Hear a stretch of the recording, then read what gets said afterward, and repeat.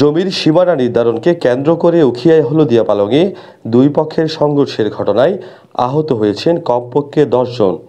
শনিবার সকালে ইউনিয়নের ৫ নং ওয়ার্ডস্থ মাওলানা আব্দুস শুক্কুর মসজিদের দক্ষিণ পাশে এই ঘটনা ঘটে।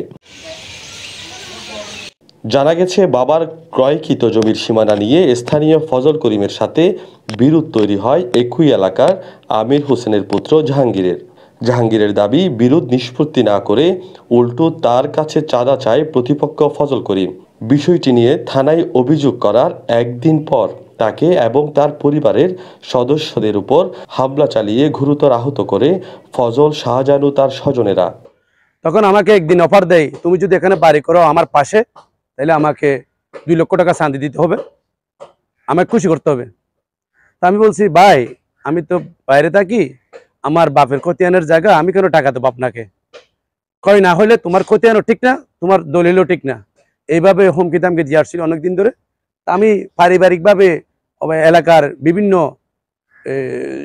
সামাজিকতাভাবে এলাকার প্রতিবেশী নিয়ে আমি অনেকবার সালিশি বৈঠক হয়েছিল। উনি নাকি দলিল মানবে না, খতিয়ান মানবে না, উনি একবার দলিলের কথা মিথ্যা বলছে।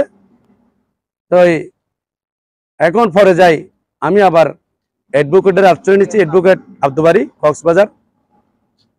তখন একটা প্রতিবেদন দিছে আমাকে, আইনগত মতামত।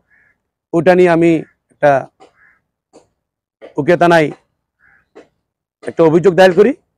হঠাৎ করে একটা সাঙ্গামাঙ্গ নিয়ে আমি যখন বাধা দিতে যাই, আমার আব্বু বাধা দিতে যাই, আমার জমিটা আপনারা কেন শ্বাস করবেন?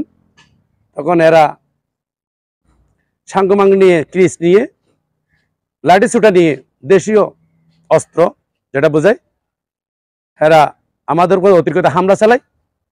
তখন তাদের ধারালো অস্ত্র দিয়ে তাদের লোকেরা তাদেরকে আঘাত করে। তখন আমরা প্রাণের বইয়ে পালাতে গিয়ে আমার আব্বু রাস্তার উপরে একেবারে মারতে মারতে আম্মুকে আর আমার বুড়া বাব্বুকে মারতে মারতে মানে মাটিতে লুটে ফেলেছে। আহত জাহাঙ্গীরের পিতা আমির হোসেনও তার স্ত্রী আশঙ্কাজনক অবস্থায় বর্তমানে চট্টগ্রামে চিকিৎসাধীন বলে জানান তিনি। এ বিষয়ে ফজলের সাথে যোগাযোগ করা হলেও তার মুঠোফোনে সংযোগ পাওয়া সম্ভব হয়নি। অপরদিকে এই ঘটনায় আহত হয়ে শাহজাহান চিকিৎসাধীন বলে জানা গেছে। উখিয়া থানার ভারপ্রাপ্ত কর্মকর্তা শামীম হোসেন জানিয়েছেন, এই ঘটনায় মামলা দায়ের করেছে উভয় পক্ষ। তদন্ত সাপেক্ষে আইন অনুযায়ী পরবর্তী পদক্ষেপ নেওয়া হবে। News desk, TTN.